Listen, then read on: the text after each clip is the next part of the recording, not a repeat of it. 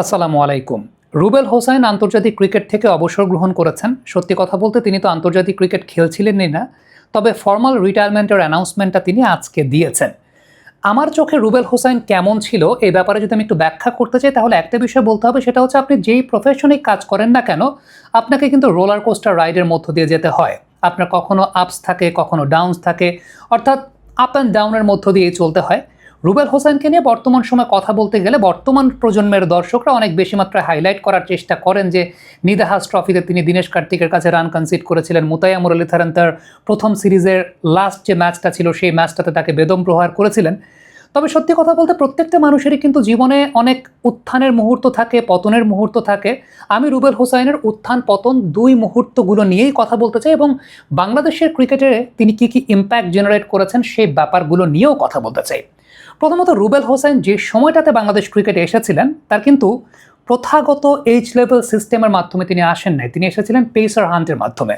এবং তখন বাংলাদেশ ক্রিকেট সত্যি কথা বলতে একটা এমার্জিং ক্রিকেটিং নেশন ছিল, কারণ বাংলাদেশের ফার্স্ট ক্লাস স্ট্রাকচারটাই তৈরি হয়েছিল কেবলমাত্র 10 বছর বা 8 বা 9 বছর হয়। ওই সময়টাতে রুবেল হোসাইন ইন্টারন্যাশনাল সার্কিটে তিনি এসেছিলেন বিকজ অফ হিস র পেস। এবং প্রথম যে ম্যাচটা তিনি খেলেছিলেন ইট ওয়াজ এগেইনস্ট শ্রীলঙ্কা, এবং ওই ম্যাচের উইকেটটা ইট ওয়াজ স্লাইট বেটার এবং slight encouraging for a fast bowler আমার কাছে মনে হয়। এবং ওই ম্যাচে 6 ওভারে পুরোপুরি বোলিং করেন নাই, 4টা উইকেট পেয়েছিলেন 33 রান দিয়ে।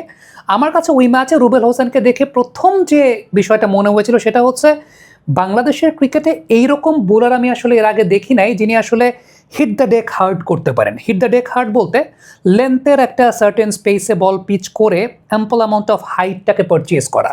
মানে এর আগে বাংলাদেশের ক্রিকেটে সত্যি কথা বলতে মাশরাফি বিন মুর্তজাকে আমরা দেখেছিলাম who was not that much consistent because of his injuries, অর্থাৎ ইনজুরির কারণে মাশরাফি মুর্তজা খুব নিয়মিতভাবেই দলে ছিলেন না।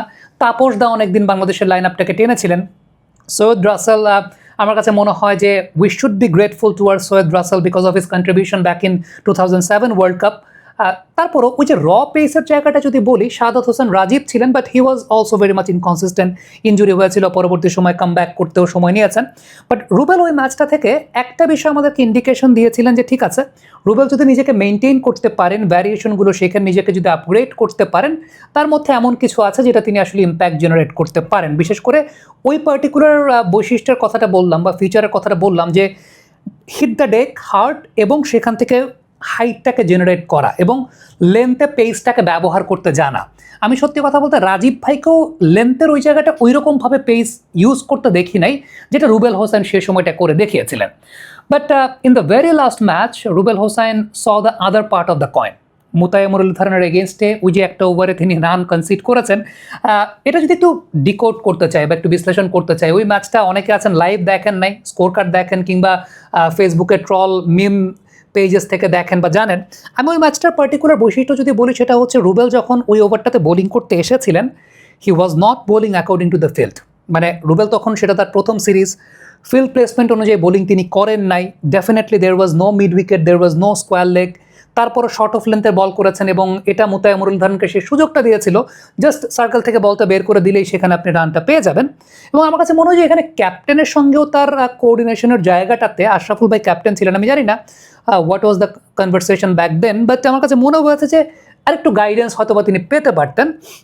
আর ওই উইকেটটা অনেক বেশি মাত্রায় ড্যাম্প উইকেট ছিল, অনেক বেশি মাত্রায় জুসি উইকেট ছিল, যে কারণে ওই লেন্থে পিচ করে যে হাইটটা, আমি ওই পার্টিকুলার বলটার কথা বলছি যে হাইটটা অ্যান্টিসিপেট করেন একজন বোলার ইন গুড উইকেটস। আমি নাহিদ রানার কথাও এক্সাম্পল দিই যে আপনি দেখবেন এবার পিএসএল এর প্রথম ম্যাচে নাহিদ রানা কিন্তু ওইরকম বাউন্স পারচেস করতে পারেন নাই because the wicket was very sticky, the wicket was very damp. এবং পরের ম্যাচগুলো থেকে যখন তিনি এনকারেজিং উইকেট পেয়েছেন ফর দ্য পেস বোলার্স, তিনি কিন্তু ভালো বোলিং করেছেন because he was purchasing the Heights well. So Rubel ওই ম্যাচে আসলে হাইটটা পারচেস করতে পারেন নাই এবং ওই লেন্থে বোলিং করেছেন, it was not according to the field placement, মার খেয়েছেন। এর পরের যতগুলো বল করেছেন সবগুলো করেছেন আসলে একদম ব্যাটসম্যানের হিটিং জোনে বা হিটিং আর্কে। ইভেন হিটিং আর্কে বোলিং করছেন মিড অফ দ্য সার্কেলের ভেতরে, বাইরে ছিলেন না। আমার মনে আছে একদম মিড অফটা ভেতরে, সেখান থেকে ব্যাটসম্যান মুতাইয়া মুরলীধরনের জন্য ইট ওয়াজ ইজি ইকুয়েশন। এবং ওই সময়টাতে আমার কাছে এটা ব্যক্তিগতভাবে মনে হয় যে হি নিডেড গাইডেন্স, যে অ্যাকর্ডিং টু ফিল্ড প্লেসমেন্ট বোলিংটা করা এবং অ্যাটাকিং বোলিং না করে একটু ডিফেন্সিভ অপশনেও যাওয়া, যে আলটিমেটলি হ্যাঁ ওই সময়টাতে যেহেতু রান বলের পার্থক্যটা অনেক বেশি, he could have been more defensive. Yorker execute করার যে ক্ষমতার জায়গাটা তখন অত ভালো মতো রুবেলের কাছে দেখা যায় নাই। সো ওই পার্টটা রুবেল হোসেনের শেষ হওয়ার পরও কিন্তু বাংলাদেশের টিম ম্যানেজমেন্ট তার উপর ট্রাস্টটা রেখেছিল, ভরসার জায়গাটা রেখেছিল। টেস্টে তার ডেবিউ করেছে, যদিও আমার কাছে মনে হয় না যে এই টাইপের বোলারকে আপনি টেস্ট ম্যাচে খুব বেশি ডেবিউ করালে লাভ আছে, বা তার টেস্ট ক্যারিয়ারটাও ওইরকম সমৃদ্ধশালী না। আমার কাছে মনে হয় যে worst possible economy rate and bowling average সেটা রুবেল হোসেনের। যদিও একটা পার্টিকুলার ইনসিডেন্ট আমার মনে আছে, the very first test match against West Indies, যে টেস্ট ম্যাচটা 2009 সালে, একটা সেকেন্ড বা third tiered West Indies team, but they were going well. প্রথম ইনিংসে তারা ভালো যাচ্ছিলেন, তবে ওই ব্যাটসম্যানটার নাম খুব সম্ভবত ওমর ফিলিপস ছিল। ওমর ফিলিপসকে রুবেল হোসাইন তার থার্ড স্পেলে এসে ব্রেক থ্রুটা দিয়েছিলেন, তখন হি ওয়াজ ব্যাটিং অন 94। ওই ব্রেক থ্রুটা তখন বাংলাদেশের খুব প্রয়োজন ছিল ওই টেস্ট ম্যাচটাতে কামব্যাক করার জন্য, কারণ থার্ড টায়ারের একটা ওয়েস্ট ইন্ডিজ খেলছে, এমনিতেই বাংলাদেশের উপর তখন প্রেশার যে একটা থার্ড টায়ারের ওয়েস্ট ইন্ডিজ টিম, তাদের সঙ্গে যদি বাংলাদেশ টেস্ট হেরে বসে সেটা কিন্তু অনেক বেশি মাত্রায় দুর্নামের ভাগী হওয়ার সম্ভাবনা ছিল। But Rubel Hossain got the wicket of Omar Phillips, সেটা আমার মনে আছে, এবং he was batting on 94 back then. আমি তখন ওই সময়টাতে ইন্টারমিডিয়েট লেভেলে উঠেছি। সো এরকম ব্যাপার, আমার তখন ক্রিকেট গিলতাম আর কি, এমন একটা ব্যাপার ছিল। সো ওইটা রুবেল হোসেনের একটা কি ফিচার ছিল। বাট আমার কাছে যেটা একদম অনেকে এই ম্যাচের কথা অনেকের মাথাতেও নাই, সেটা হচ্ছে 2010 সালে বাংলাদেশ যখন ইংল্যান্ড সফরে গেল, ওই ম্যাচটা বাংলাদেশ জিতলো, ইংল্যান্ডকে হারালো। Back then it was a blessing for Bangladesh cricket, যে আপনি ওই সময়টায় Bangladesh use to be an emerging nation. বাবা, এত এনার্জি কই পাও? এই পাওয়ার চুমুকে অ্যাকশন। এবং আপনি যখন ইংল্যান্ডকে হারাচ্ছেন ওইরকম একটা সময়ে, এইটা it was more than anything for Bangladesh cricket, যেটা আপনারা এখন হয়তো বা রিলেট করতে পারবেন না, বাট আমাদের জন্য সেটা অনেক বড় একটা ব্যাপার ছিল। এবং on that particular match Bangladesh যখন 230-32-এর মতো রান করেছে, এবং England they actually had a flying start. Craig Kieswetter এবং অ্যান্ড্রু স্ট্রস তারা ব্যাটিং করছিলেন ওই সময়টাতে, এবং ওপেনিং পার্টনারশিপটা অলমোস্ট 47-48 ক্রস করে গিয়েছিল। রুবেল হোসেন চতুর্থ বোলার হিসেবে খুব সম্ভবত আসলেন, রাজ্জাক ভাই ওপেন করেছিলেন মাশরাফি ভাইয়ের সাথে, সুহাস ভাই ভালো বোলিং করেছিলেন, Shafiul Islam he is very underrated. আমার মনে হয় যে বাংলাদেশের অনেক ম্যাচে তিনি অনেক ইম্প্যাক্ট জেনারেট করেছেন, বাট সুহাস ভাইয়ের নামও খুব বেশি বলা হয় না, অ্যালং উইথ নাজমুল ভাইয়ের নামও বলতে পারি। বাট রুবেল হোসেন তখন আসলেন, এসে তার in the very first over he got the wicket of Andrew স্ট্রসের উইকেটটা তিনি প্রথমে নিলেন। After that he took the wicket of Craig কিসওয়েটার।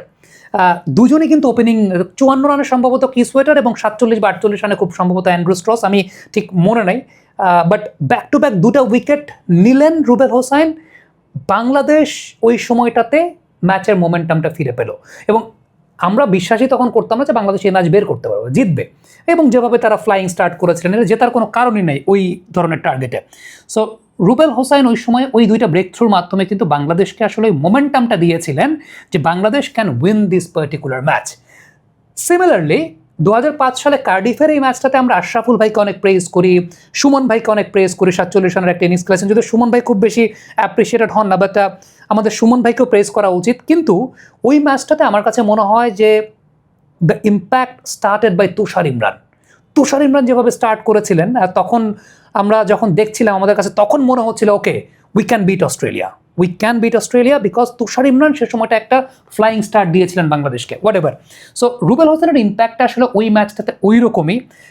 Similar thing goes with আমার কাছে মনে হয় 2015 সালের যে ম্যাচটা বাংলাদেশ জিতেছিল। দেখেন, আমরা সবসময় লাস্টে রুবেল হোসাইনের সেই খ্যাপাটে দৌড়, রুবেল হোসাইনের সেই দুটা উইকেট ইয়র্কার, এটা নিয়ে আমরা কথা বলি, বাট ওই ম্যাচটা আমি যদি একটু ডিকোড করতে চাই, রুবেল ইম্প্যাক্টটা জেনারেট করেছিলেন একদম ভেরি আর্লি স্টেজ, বিকজ ওপেনিংয়ে নেমেছিলেন ওই ম্যাচে Ian Bell, and he was having a good time. খুব সম্ভবত হি ওয়াজ ব্যাটিং অন 63 রানে ব্যাটিং করছিলেন, আই মাইট বি রং, আমি ভুল হতে পারি, বাট একটা পার্টনারশিপ দাঁড়িয়ে যাচ্ছিল, England they had the momentum. Rubel Hossain ম্যাচটাকে টার্ন করেছিলেন বাংলাদেশের দিকে ইয়ান বেলের উইকেটটা নিয়ে। বেল তখন 63 বা 62-তে ব্যাটিং করছিলেন এরকম একটা সময়, he was the set batter. After that we got rid of Eoin Morgan because of Rubel Hossain. Rubel কিন্তু ওয়েন মর্গানের উইকেটটা নিয়েছিলেন, এবং আপনি এটা মানে আউট অফ 10 টাইমস আমার মনে হয় যে 9 বারই এরকম হবে ওয়েন মর্গান যদি সেই জায়গাটা টিকে যেতেন, এই ম্যাচ বের করা ওয়েন মর্গানের কাছে কোনো ব্যাপার ছিল না সেই সময়টাতে। বাট রুবেল হোসেন ওই সময়টায় ওয়েন মর্গান এবং ওপরে আমি যদি আপ ফ্রন্ট চিন্তা করি যে ইয়ান বেলের উইকেটটা তিনি জেনারেট করেছিলেন। সো এই দুইটা উইকেটের ইম্প্যাক্ট আমি তখন কমেন্ট্রি করছিলাম। I started my commentary career for radio ভূমি। ওই সময়টাতে ওই ওয়ার্ল্ড কাপটাতে আমাদের যে কমেন্ট্রি টিমটা ছিল, আমার কাছে মনে হয় যে we really had a very good time back then. এই প্রজন্মের দর্শকরা হয়তো বা জানেন না এই বিষয়টা সম্পর্কে। রেডিও ভূমি তখন আমরা বাংলাদেশের প্রত্যেকটা ম্যাচ, ফ্র্যাঞ্চাইজি ক্রিকেট, অনেক কিছু অনেক কমেন্ট্রি করতাম। এবং আমার কাছে মনে হয় যে আমি আমার ক্যারিয়ারে ওই সময়টা 2013 সাল থেকে 2020-21 সাল পর্যন্ত 1000-এর ওপরের ম্যাচ কমেন্ট্রি করেছি। সো অনেকে বলেন যে ক্রিকেটিং সেন্স ডেভেলপ কোত্থেকে হয়েছে, ক্রিকেটিং সেন্সের জায়গাটা কোত্থেকে হয়েছে। আমার কাছে মনে হয় যে আপনি যখন 1000-এর উপর ম্যাচ কমেন্ট্রি করবেন তখন আপনার কাছে এটা একদম মুখস্থ হয়ে যাওয়ার কথা, আসলে গেম প্ল্যান থেকে শুরু করে সব কিছু। এনিওয়েজ, এই প্রজন্মের দর্শকরা এই বিষয়গুলো জানবেন না। সো রুবেলের ইম্প্যাক্টের জায়গাগুলো আমার কাছে এই জায়গাটাতে মনে, ইভেন আরেকটা ম্যাচ আমার মনে আছে, ইট ওয়াজ ব্যাক ইন 2011 যখন মুশফিকুর রহিম তার প্রথম ক্যাপ্টেন্সি পেয়েছিলেন। It was a match against West Indies, T20 match, এবং বাংলাদেশ সেই ম্যাচটা জিতেছিল। রুবেলের মাঝখানের একটা বা দুইটা ওভারের একটা স্পেল ছিল, which was a brilliant spell. বেশ ভালো স্পেল তিনি করেছিলেন। একটা উইকেট পেয়েছিলেন 4 ওভারে 32 রান বা 33 রান দিয়ে, বাট আমার কাছে মনে হয় যে ইট ওয়াজ গুড এনাফ যে ওই সময়টাতে টু রেস্ট্রিক্ট দ্য অপোনেন্ট। 2013 সালে রুবেল যখন হ্যাট্রিক করলেন ওই ম্যাচে মনে হয় 6টা উইকেট পেয়েছিলেন। একটা চেঞ্জ অফ পেস করে তিনি বাঁহাতি ব্যাটসম্যান কেউ একজন ছিলেন সম্ভবত, আমার মনে নেই এই মুহূর্তে, আর একদম স্মৃতির পাতা থেকে বলছি তো, উইকেটটা পেয়েছিলেন। তারপরে ওই যে আমি হিট দ্য ডেক হার্ডের কথা বলছি না, ম্যাককালামকে একটা বলে আউট করেছিলেন, সেই বলটা লেন্থে পড়ে হঠাৎ করে উইথ পেস অ্যান্ড বাউন্স ওইটা ম্যাককালামের কাছে এসেছিল এবং McCullum was very much surprised. That is called hit the deck hard. ওই এবিলিটি, ওই বৈশিষ্ট্যের জায়গাটা রুবেল হোসেনের ছিল, সেটা তিনি খুব ভালো করতে পারতেন। But apart from that, Rubel তার ইনকনসিস্টেন্সিও আমরা দেখেছি। বিশেষ করে আপনি যখন ডেথ ওভার্সে বোলিং করছেন ওই সময়টাতে আপনাকে ভ্যারিয়েশন যুক্ত করাটা খুব গুরুত্বপূর্ণ। ইয়র্কারের এক্সিকিউশনটা সবসময় প্রপারলি হওয়াটা খুব গুরুত্বপূর্ণ। ওই যে 2009 সালের যে ইনসিডেন্টটা বললাম, মুতায়া মুরলীধরনের সঙ্গে তিনি ইয়র্কার এক্সিকিউট করতে পারেন নাই, ভ্যারিয়েশন তখন খুব একটা ছিল না, এবং এই ভ্যারিয়েশন না থাকার জায়গাটা কিন্তু থ্রু আউট হিজ ক্যারিয়ার তাকে ভুগিয়েছে। মানে ভ্যারিয়েশন ছিল, বাট ভ্যারিয়েশনগুলোকে শার্পলি তিনি হয়তো বা ব্যবহার করতে পারেন নাই, যেটা তাকে অনেক বেশি মাত্রা এক্সপেন্সিভ করেছিল। আর এই টাইপের বোলারের বৈশিষ্ট্যটা কোথায় জানেন? এই টাইপের বোলারকে আসলে ক্যাপ্টেন ইউজ করেন সবসময় ডেঞ্জারাস মোমেন্টগুলোতে। রুবেল কিন্তু এই বিষয়টা হয়েছে যে ক্যাপ্টেন সবসময় তাকে ব্যবহার করেছেন ডেঞ্জারাস মোমেন্টগুলোতে। এইটা অনেকটা জুয়া খেলার মতো ব্যাপার থাকে যে you can be successful, otherwise you will just fall down. আপনি সাকসেসফুল হতে পারেন, আবার কখনো আপনি নিচেও নেমে যেতে পারেন। সেফ অপশন হিসেবে রুবেলকে কখনো ক্যাপ্টেনরা ব্যবহার করেন নাই, বা রুবেলকে অনেক চোরামি সিস্টেম আছে নিজের ক্যারিয়ারের স্ট্যাটকে বড় করার জন্য, কিংবা ক্যারিয়ারকে প্রলম্বিত করার জন্য, বা কোনো ক্যাপ্টেন যদি চান আসলে কোনো একজন বোলারকে একটু সেফ অপশন হিসেবে ব্যবহার করবেন, একটা উইকেট পড়েছে তখন মানে একটা ব্রেক থ্রু হয়েছে, আফটার দ্যাট ওই সময়টা ব্যাটসম্যানরা যখন একটু স্লো ব্যাটিং করছে ওই সময়টায় অনেক বোলারদেরকে এনে তাদের ক্যারিয়ার বাঁচানোর চেষ্টা করেন ক্যাপ্টেনরা, যখন ক্যাপ্টেনের সঙ্গে খুব ভালো সম্পর্ক থাকে। But Rubel Hossain was not blessed back then. উনি কখনো ওই রকমভাবে ছিলেন না, উল্টো তার সার্ভিসটা ক্যাপ্টেনরা, যেই যখন ক্যাপ্টেন হয়েছে তার সার্ভিস ক্যাপ্টেনরা নিয়েছে আসলে যখন ওই ইন্টেন্স মোমেন্টগুলো আছে, যখন সেট ব্যাটসম্যান ব্যাটিং করছে কখনো তিনি উইকেট পিক আপ করেছেন, কখনো তিনি উইকেট পিক আপ করেন নাই। That is the nature of an attacking bowler actually. এবং Rubel throughout his career তিনি অ্যাটাকিং বোলিংটাই করে গেছেন। আই উইশ রুবেল যদি আর একটু ডিফেন্সিভ বোলিং করাটাও শিখতেন, তাহলে হয়তো বা তার স্ট্যাটটা আরও অনেক বেশি মাত্রায় সমৃদ্ধশালী হতো। এবং if we talk about 2010 series, Rubel ইংল্যান্ডে ভালো পারফর্ম করেছিলেন, এবং if he had gotten the opportunity to play on those kind of surfaces more and more, আমার কাছে মনে হয় যে the stat could have been more wealthy for Rubel Hossain. কারণ তখন back on those days Rubel Hossain কিন্তু ওই অপরচুনিটি ওইরকমভাবে পেতেন না যে ওই টাইপের সারফেসে নিয়মিতভাবে খেলবেন। দীনেশ কার্তিকের এগেনস্টে রুবেলের যে ভরাডুবির জায়গাটা, ওই সময় রুবেল কিন্তু খুব বেশি ফর্মেও ছিল না। আমার মনে আছে প্রথম যে ম্যাচটা বাংলাদেশ খেলেছিল, maybe he considered more than 40 runs or 50 runs. After that কোনো ম্যাচে আসলে রুবেল নিধাস ট্রফিতে ভালো বোলিং করেন নাই ওই সময়টাতে। দীনেশ কার্তিকের এগেনস্টে যে ওভারটা ছিল সেখানেও আমি বলবো যে he was not bowling according to his field. And also death ওভার্সে good length is the bad length. Death ওভার্সে গুড লেন্থ কখনো মানে ভালো লেন্থ হয় না। ডেথ ওভার্সে আপনাকে you have to go for the yorkers. এবং রুবেল তার ক্যারিয়ারের একটা পর্যায়ে কিন্তু ইয়র্কার ভালো এক্সিকিউট করা শিখেছিলেন। বাট এই জায়গাটায় মনে হয় কনসিস্টেন্সিটা ধরে রাখাটা আরও অনেক বেশি মাত্রায় গুরুত্বপূর্ণ ছিল। এবং ডেথ ওভার্স আর একটু ডিফেন্সিভ স্টাইলে যদি তিনি বোলিং করতেন, আমার কাছে এটা ব্যক্তিগতভাবে মনে হয় যে Rubel always use to look for wickets. এটা আমি জানি না যে was it the instruction from the captain or not? Rubel সবসময় হি try to go for wickets, defensive bowling করার চাইতে তিনি উইকেটের পেছনে যাইতেন, এবং এই কারণেই ওই ইনকনসিস্টেন্সিটা তার ক্যারিয়ারে হয়েছে, ডেফিনেটলি হয়েছে, বিকজ অফ আমার কাছে মনে হয় যে that particular game plan. Apart from that, আমি এই আলোচনাটাতে আসলে আমার চোখে রুবেল হোসেন কীরকম সেই পুরো আলোচনাটাই তুলে ধরার চেষ্টা করলাম। He had a roller coaster ride for Bangladesh, এবং তিনি এমন সময় বাংলাদেশ ক্রিকেটে এসেছিলেন যখন আমরা একটা এমার্জিং ক্রিকেটিং নেশন ছিলাম, এবং ওই সময়টাতে আমাদের আসলে ওইরকম ভালো রিসোর্সও ছিল না। এখন যেমন we have a very core fast bowling group, it's because of the grace of the development procedure of Bangladesh cricket, যেটা স্টার্ট হয়েছিল ব্যাক ইন 2013-2014। চম্পাকা রামনায়কে ডেভেলপমেন্ট প্রসিডিওরে যুক্ত হয়েছিলেন। আফটার দ্যাট হিথ স্ট্রিক এসেছেন, ওটিস গিবসন এসেছেন, অ্যালান ডোনাল্ড এসেছেন, শন TET এখন কাজ করছেন, কটনি ওয়ালস মাঝখানে কাজ করে গেছেন, নিচের দিকেও কিন্তু চম্পাকা রামনায়কেরা কাজ করে গেছেন। ইভেন আমাদের লোকাল কোচেসরাও, নাজমুল ভাইরা যখন কোচিং এসেছেন, তালহা জুবাইররা যখন কোচিং এসেছেন, তখন কিন্তু অনেক বেশি মাত্রায় গাইডেন্সের জায়গাটা ছিল, যেটা রুবেলরা যে সময় বা সৈয়দ রাসেল ভাইরা বা নাজমুল ভাইরা নিজেরা যখন খেলতেন, অথবা সুহাস ভাইরা যখন খেলতেন, তখন কিন্তু ওই ডেভেলপমেন্ট স্ট্রাকচারটা বাংলাদেশের ক্রিকেটে ছিল না ফর দ্য ফাস্ট বোলার্স। আমাদের কিন্তু পেস বোলিংয়ের কালচারটা ওইভাবে বিল্ড আপ হয় নাই। ওই সময়টাতে তাদের যে কন্ট্রিবিউশন বা it was a young emerging cricketing nation, বিশেষ করে আমাদের ডোমেস্টিক স্ট্রাকচারটাই গ্রো করেছে কেবল 7 থেকে 8 বছর বা 9 বছর।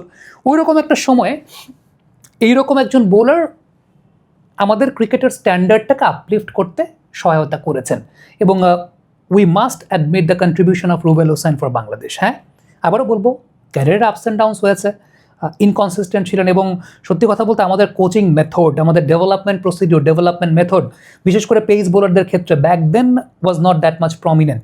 যেটা পরবর্তী পর্যায়ে আমি যেটা বলছিলাম যে চম্পাকা রামনায়কে কিংবা হিথ স্ট্রিকরা যখন এসেছেন, তখন যেভাবে আসলে হয়েছে, যেভাবে বায়োমেকানিক্স নিয়ে কাজ হয়েছে, পেস বোলারদের ওয়ার্কলোড ম্যানেজমেন্ট নিয়ে যেভাবে কাজ হয়েছে, Rubel Hossain was not that much blessed. Not even Rubel Hossain, ওই সময় যে সমস্ত পেস বোলাররা ছিলেন, they were not blessed. So that is why এখন আপনাদের কাছে অনেক ট্রলের বিষয়বস্তু হতে পারেন, বাট আমাদের জন্য মনে হয় যে আমরা যখন ক্রিকেট খেলাটা শুরু করেছিলাম ওই রকম সময়টাতে আমাদের স্ট্যান্ডার্ডটাকে আপলিফট করার জন্য, আমাদের এরকম ইম্প্যাক্ট জেনারেট করার জন্য Rubel Hossain played his part according to his potential. হ্যাঁ, পটেনশিয়াল হয়তো বা আপ টু দ্য মার্ক ছিল না, কিংবা এখনকার বোলারদের মতো ওইরকম পটেনশিয়াল হয়তো বা শো হয় নাই, বাট তারপরও মানে ব্যাক দেন যে সমস্ত বোলাররাই খেলেছেন, they actually showed the path. আমার কাছে মনে হয় যে এখনকার সময় আমরা যেরকম পেস বোলিং একটা কালচার দেখি, এই বোলাররাই আমাদেরকে সেই পথটা আসলে দেখিয়েছেন। So that is it. আমার কাছে মনে হয় যে আমার দৃষ্টিতে রুবেল হোসেন কেমন, একদম নিরপেক্ষ জায়গা থেকে বিশ্লেষণ করার চেষ্টা করলাম। Thank you so much. Comment বক্সে আপনাদের মন্তব্য জানতে চাই।